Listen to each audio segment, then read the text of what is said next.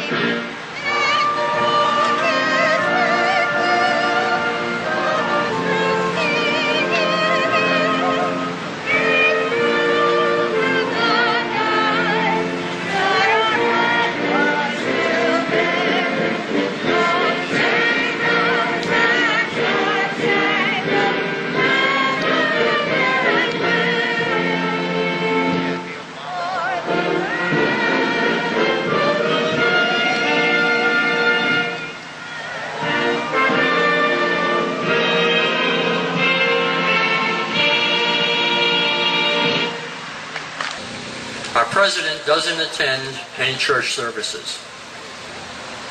He did not participate in the National Day of Prayer and recently said we are not a Christian nation. Well, I got news for you, Mr. President. We are a Christian nation and we will remain to be a Christian nation. Whenever people in the Christian faith speak out about freedom in our political system, folks get upset and they say, keep your religion in your church. And politics and religion don't mix. Well, I say, put a lid on it. Right now, there is a one-party system rule in Washington, and that has to change. Even if you're not current or former military, you too can be an oath keeper and help us spread the message. As a member of the Oath Keepers, I pledge to be faithful to my oath. We also pledge not to do any of the following 10 things that's listed on the Oath Keeper website, which is oathkeepers.org. These are the orders that we refuse to obey. We will not obey orders to disarm the American people. We will not obey orders to conduct warrantless searches of the American people. We will not obey orders to detain American citizens as unlawful enemy combatants or subject them to military tribunal. We will not obey orders to impose martial law or a state of emergency on any state. We will not obey orders to invade or subjugate any state that asserts its sovereignty. We will not obey any order to blockade American cities, thus turning them into giant concentration camps. We will not obey any order to force American citizens into any form of detention camp under any pretext. We will not obey orders to assist or support the use of any foreign troops on U.S. soil against the American people to keep the peace or maintain control. We will not obey any orders to confiscate the property of the American people, including food or other essential supplies. We will not obey any orders which infringe on the right of the people to free speech, to peaceably assemble, or to petition their government for a redress of grievances. These are our 10 orders that we refuse to follow. You can read a full explanation of each order at oathkeepers.org. Although these orders don't cover every possible scenario, they do lay a guideline for us to follow against unconstitutional laws.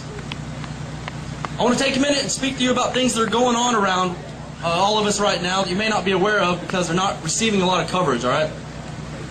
One of these things is the violation of the Posse Comitatus Act. The events surrounding the Hurricane Karina aftermath are a perfect example of an out-of-control government. For months, U.S. military troops, as well as armed government contractors, patrolled the streets of New Orleans and surrounded areas. This is a direct violation of the law. They also took part in mass gun confiscations, including door-to-door searches for weapons in parts of the cities that wasn't even flooded. A natural disaster is not a legal reason to deny citizens their Second Amendment right.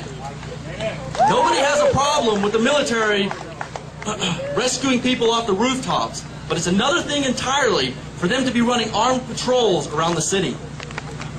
This is a job for the local and state police. Another disturbing trend is the ongoing urban warfare drills going on around in the country, where U.S. troops and sometimes even foreign troops actually occupy small U.S. cities for several days for training. We're told by the press that these drills are to prepare for the troops for jobs that they'll be doing overseas.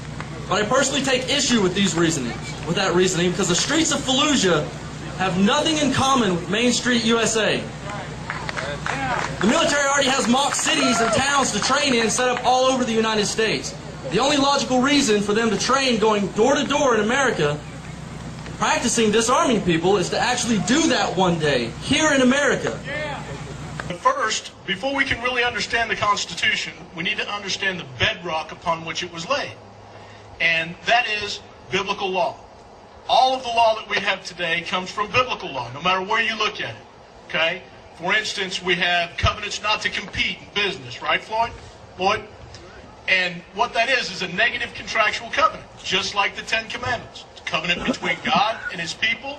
Thou shalt not do certain things. We have that in business today. That is the basis of our civil law. The Constitution is no different, except for the Constitution in the United States was the first time ever in 4,000 years of recorded history that a nation actually decided to base its law and its government on biblical principles. And that's why we have been so successful. The reason that we're not so successful is we drifted away from that. And I'm going to explain that to you here about the Constitution. The Constitution has 7 articles, okay? The first article establishes Congress, gives us a bicameral legislation. So we have the House, in which we elect popularly by population, and the Senate, 2 senators from every state. Everybody knows this. Then Article 2 establishes the office of president and tells him what his limitations are. Okay? We have to remember that the president does not have any power that was not granted to him in the Constitution. Okay? The problem that we have with this president is he was never qualified constitutionally to take the office. Right? He wasn't born in the United States. If he was, he would have shown us. Now, at this point, I'm not speaking for NC Freedom, but personally, I'm not going to waste any more effort trying to change federal government. Federal government, to me, is lost. When we have our congressman signing the largest spending bill in the history of mankind and did not read it, and the people didn't want it, we have no representation. And they did it to us again, just last week with cap and trade. I'm hoping the Senate holds up. But let's look at another point. We have Al Franken in our Senate. What is wrong with these people?